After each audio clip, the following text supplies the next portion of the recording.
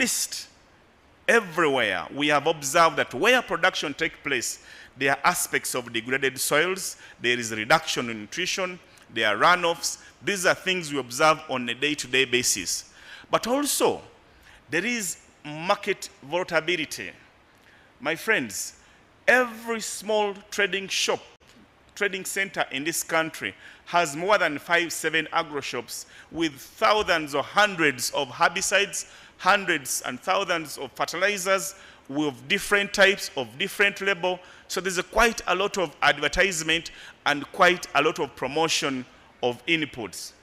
Scroll through TikTok, you'll land on solutions for coffee, for solutions for banana, solutions for beans, solutions for everything.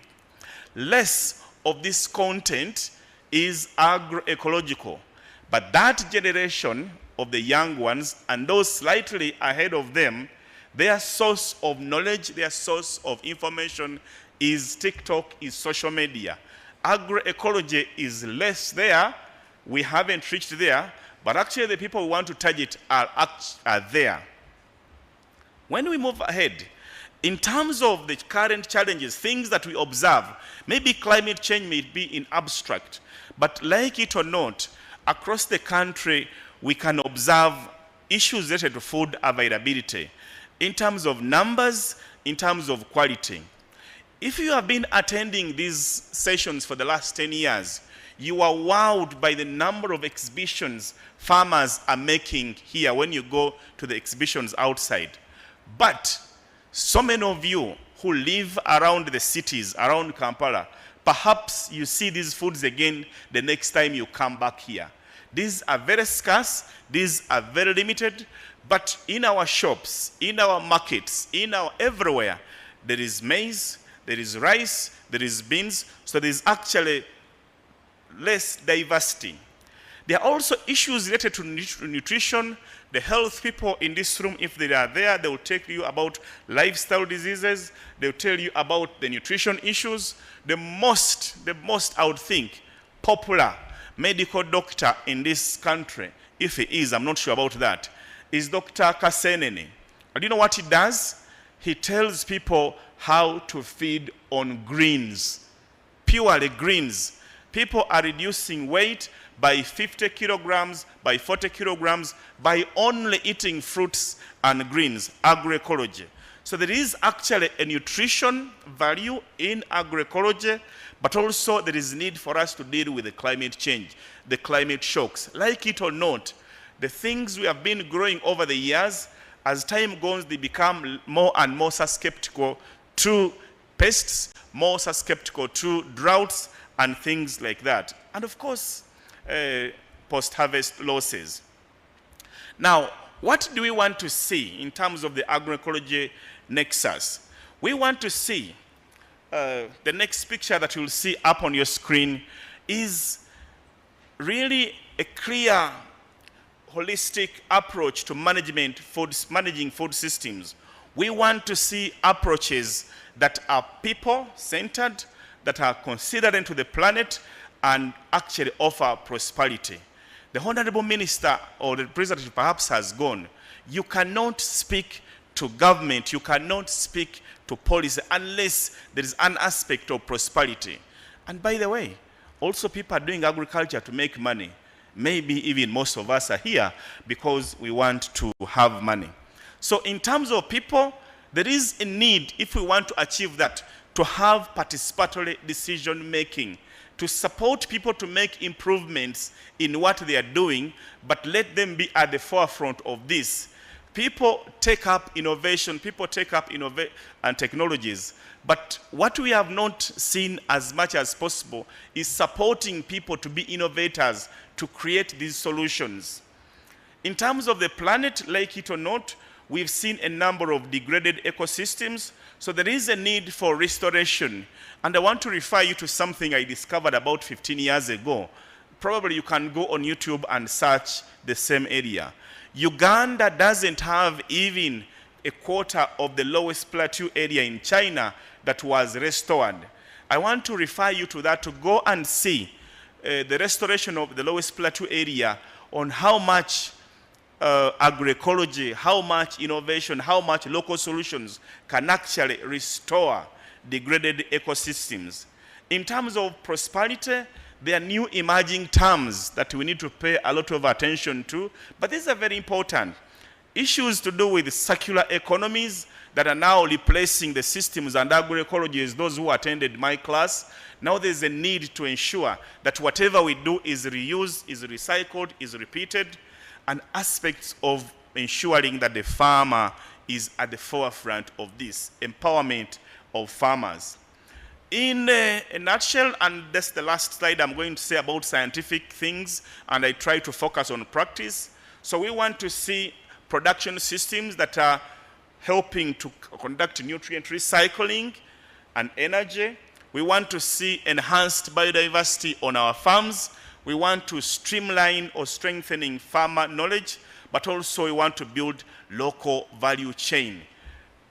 You look at the CADA framework, you look at the Africa we want Agenda 2063, you look at our Vision 2040, you look at our National Development Plan. The aspect of value addition to create more jobs is so important.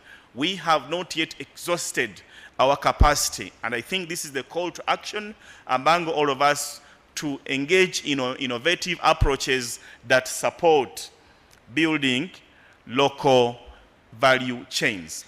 Now, what have we observed down the country? And when we did a survey across the country, these are the practices that we found out, and most of you who are living in these areas, I hope you can relate very well with these. I'm happy that there are narrow people here. I'm happy there are people from different avenues. Now, when you look at the Western Highlands, it has been observed and it has proven very successful that mulch and contour farming has controlled erosion over and over time and has supported the conservation and preservation of existing watersheds in Kigezi, in Mount Rwenzori. The GSA people are here who have been at the forefront of this. Clovis, my friend here, is also been at the forefront of that. So these are practices that over the years have proven success. Now I'll come later on to what we need to do about them. Around this area, the Lake Victoria Crescent Agroecological Zone, a number of people are involved in composite making, in biopesticides, in the coffee and banana systems. Now there is a challenge. A number of these have not been validated. A number of these are based in, and I'm sorry to use the word speculation on these forums. This is indigenous knowledge, but perhaps it is indigenous knowledge that we can help to use scientific models to validate and promote further. The northern savanna zones, areas in Acholiland, they have been so much involved in the mixture or intercropping of maize and legumes, and these have enhanced soil fertility over the years. Now the point I'm raising, my dear friends, and the call that I'm making to each one of us here, is that these are innovations that are rooted in local intelligence. We are in an age of artificial intelligence. There is a lot of local intelligence, my dear friends. A lot of it. These are rooted in things people have trusted, have tested over and over again, and they are also a go-to person, a go-to. Every time there is a setback, every time there is a loophole in a technology, the immediate return is that. We don't want it to be a fallback position. We want it to be at the forefront of the things we do over the period again. Again, the things we have observed over and over down the country is there's quite a number of emerging livelihoods, new livelihoods that people who are doing agroecology, these are being done in small ways, but actually people are making a lot of money out of these. One example is home gardens around urban centers. Seedling sales, you go down on H Highway, you find a number of people having these indigenous seeds, indigenous seedlings, but also there's also a bit of horticulture, that those who are dealing with the hybrids and things like that. But you can observe that there's actually a number of species, a number of endangered species that previously were scarce. They're now readily available, and people have turned that into really jobs. There's also a little bit of agro-tourism. I don't want to give examples here because I'll be promoting people who have such business, but let me promote Clovis. Clovis's farm, the Triple F. It's an agro-tourism. You reach there, there is enough that is produced, but also there is some income that is derived from that. My point is, dear friends, is that we have to turn our actions, we have to turn into the things we're doing to make real money, to make real revenue, because that's what we rely on. Also, we have seen increased diversity of incomes and livelihoods. I've talked about emerging livelihoods earlier on, but the diversity and the mixture of these, that people, one person doing so many different things. We've seen that in areas that have been faced with landslides in the Mount Elgon area, areas that have seen droughts in the Karamoja region, a number of farmers have opted to derive livelihoods from other sources of farm tourism, like I mentioned, processing, sale of seedlings, supplies, and etc. So we are actually having more and more farmers now entering into what His Excellency talks about as the money economy. So there are gains that have been made.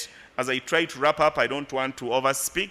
There are gains that have been made that require scaling up, increasing in farmer participating in agro processing and value chain. If there is a farmer that you know that is still sells processed and unprocessed coffee, inform them they are making less money. Farmers now are carrying their coffee, taking it to the processors, and are selling coffee beans and walking back home with the coffee husks to support nutrition. Some of the emerging issues that require policy and practice as well as research. Now, what we have observed in terms of our intervention is that there has been less holistic protection of natural habitats or ecosystems.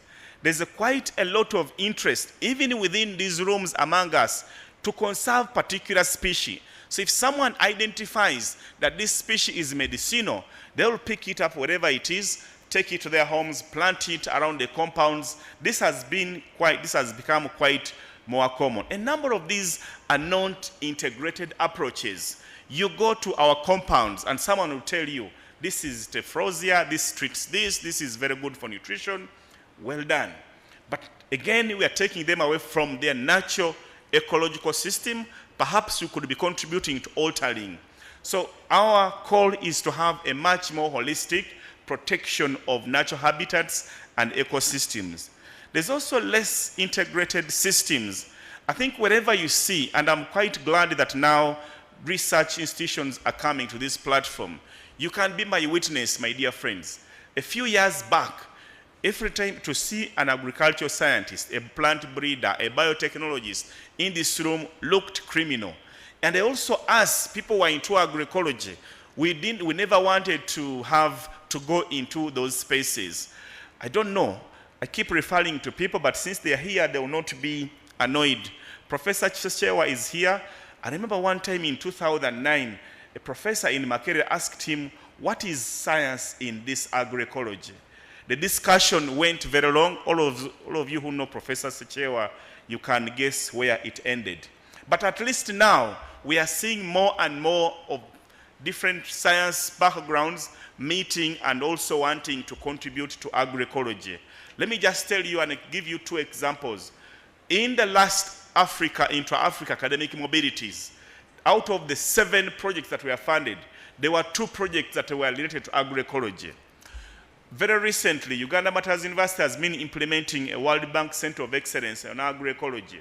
There are so many of these indicators of progress, indicators of success that we can look back that perhaps we need to integrate and have a whole system-wide approach observation. We have also seen conservation programs on increasing numbers, less on diversity. We want to increase this species in number. We have to increase this because it's highly endangered. We are saying that yes, if we want to conserve a particular tree species, in its family there are several others. Can we have these? Why? There's also quite challenging issues around livestock and wildlife conservation. We are promoting free range, we are promoting these systems, but again, there are challenges that a number of our livestock, when they integrate with wild, especially the cats, the competition, and you find people want to kill these. These are things that are emerging that we can address from an agroecological perspective. Let me conclude with my call for action, what I think needs to be done by different groups to reach sustainable food systems. From the side of farmers, it is very important to strengthening existing cooperatives. And thank you very much, Peram Uganda. Thank you very much, organization like AFSA Uganda. Thank you very much, organization like Jesse in Rwenzori, ESAF, a number of them, I may not mention all these, that are working with farmers and ensuring that they are farmer cooperatives. These are actually holding our seed banks. It is so important that we scale up and increase the number of farmers who are signing up to belong to cooperatives, who are signing up to ensure they are participating in seed saving and seed management. From the side of government, we have observed in the last 5-10 years ago, a number of graduates of agroecology at least taking up leadership role of agriculture at district. I know 5 master's students who have graduated from our program who are now district agriculture officers. There are about 7 others who are principal agriculture officers. Yes, we have professionals who have trained and have capacity in this, but we do not see the same intervention agroecological approaches in practices, in support, in trainings, in inputs that are distributing to farmers. While we distribute fertilizer, while we distribute seed, while we distribute hybrid, improved seed, can we also integrate agroecology within our extension systems? Can we give it a chance? We haven't. From our side in the academia, I think we have succeeded very well in building the required capacity. There's quite sufficient personnel trained across. What we have not yet succeeded very well, and that's a call for action to all of us, is to really build up innovations that will help us scale up best practices. Innovation that can actually support. Now we have to leave maybe the work of advocacy to our colleagues in the civil society organization, to our colleagues in the NGO world, to focus on research. A number of these interventions that people are coming up, that indigenous knowledge are informing us, can we actually help to really build this further and expand it widely? Okay. In terms of donors, and we thank them, and also media, I think there is a need to drum up support a lot on agroecology. A lot is being done, of course, hence the call for proposals that we are seeing, hence the number of development partners that are supporting a forum like this, hence a number of these that are happening across this region. But this is something that we need to build. Now, the statement I have here indicates that transformation has to start when each actor takes full responsibility. There is no shortcut. Everybody, academia, civil society, NGO, and also individual farmers. In terms of another call for action is an application of science in agroecology. Again, don't get me wrong. I'm not promoting biotechnology. I think that is something we don't want to hear. But really, we can use scientific tools to help explain some of these things to all of us. I want to thank the civil society organization that have actually supported a number of interventions. We are currently implementing a program on participatory action research. This has been actually also a shocker to also ourselves.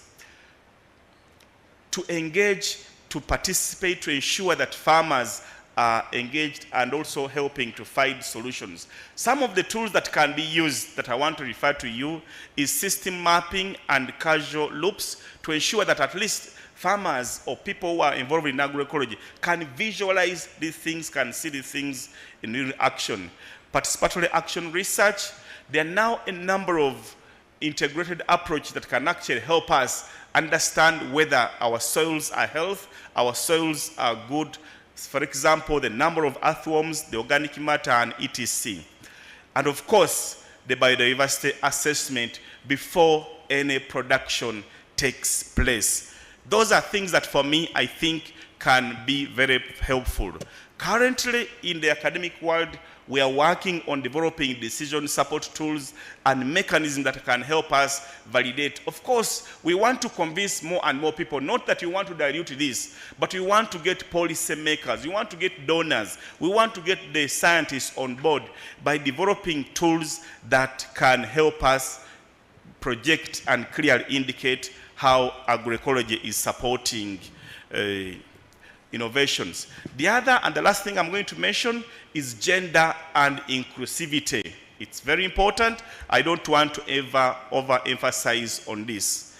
I want to thank you very much here, and I'll end it with a very simple quote here, that the future of food in Africa will not come from chemical factories, importance or drumming up the importance of biotechnology, but from fertile soils, diverse seeds, and empowered farmers. This is what agroecology is all about. I thank you very much.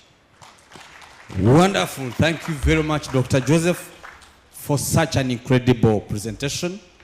The insights that we have really shared, and we are very grateful. Ladies and gentlemen, he has reminded me of an earthworm that was leaving a degraded plot.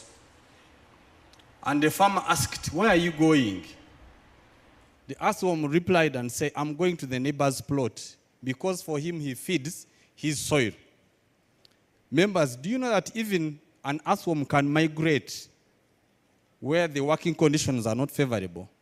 Dr. Joseph, thank you very much for putting emphasis on the protection of the natural habitats and the ecosystem. Another round of applause for him. Wonderful. Ladies and gentlemen, we want to thank you very much, and would love to really appreciate the joining of other members of parliament that came after the introduction. Honorable Margaret, we have to ask, thank you very much for coming. Honorable Boaz, thank you very much for coming. Honorable Brenda, thank you very much for coming. Honorable Michael, thank you very much for coming. Honorable Joel, thank you very much for coming. We are very grateful. And Commissioner John, I'm happy to see you. Once again, thank you very much, friends. And all of you that joined us later on, will be recognizing you, all of you in your respective capacities. Watch this. May I invite Daniel to give us a very inciting poem, and each one of you, please pay attention. Let me call the teacher to come and join Daniel as he gives us a 1-2 minute. Yes, there is no we can talk about tomorrow, the future, and the sustainability without involving the young generation. I want to hear a very huge round of applause. Good job.